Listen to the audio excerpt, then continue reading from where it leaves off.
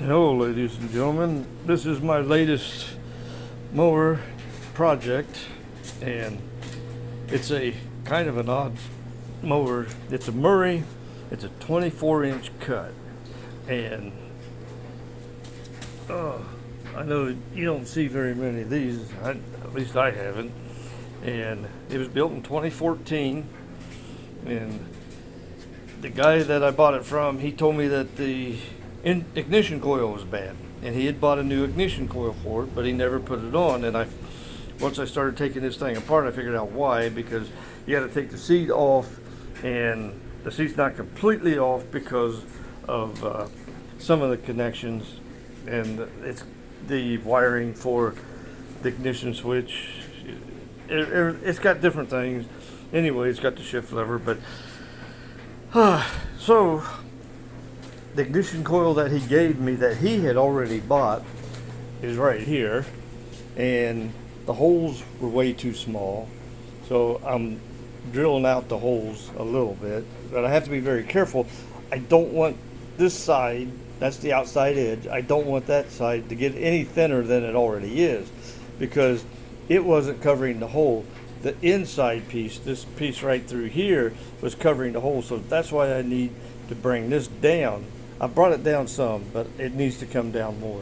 But anyway, I'll show you what I'm doing, and I highly do not recommend that anybody do this at home, because, well, I'm an idiot and I do stupid stuff, and I try to make stuff work that wasn't supposed to work. But the problem is that engine's obsolete. I can't get parts from Briggs. The aftermarket could probably give me something, but I'm afraid if I got something off the internet, it may not fit properly because the holes are too small, because they were way too narrow.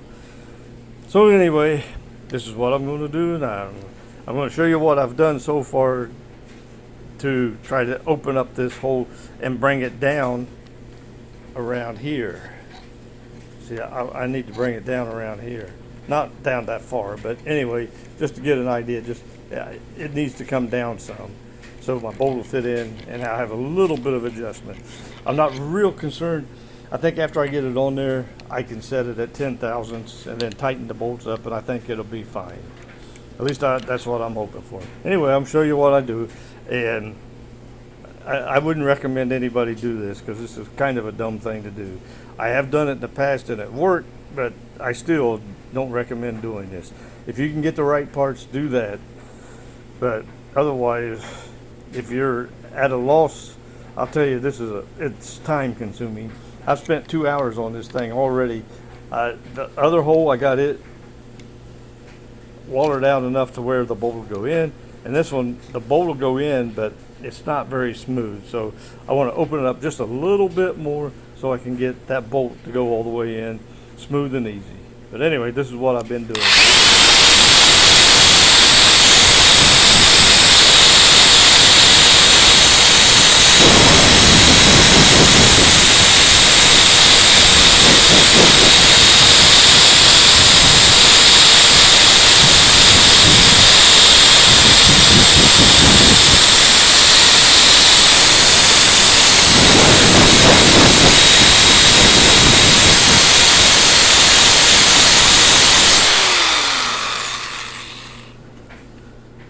Yeah, I was thinking that was stainless steel, but it can't be, because the one I took off was rusted up really bad.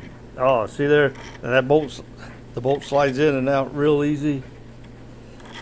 So that should work just fine. But it took me a long time to get to that point.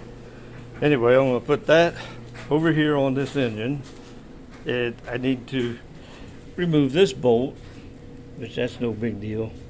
I cleaned up the flywheel because it was all rusted up, and you can tell it's not super clean, but I think it'll be clean enough to work.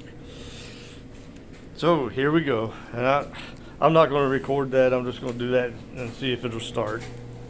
Have a good day.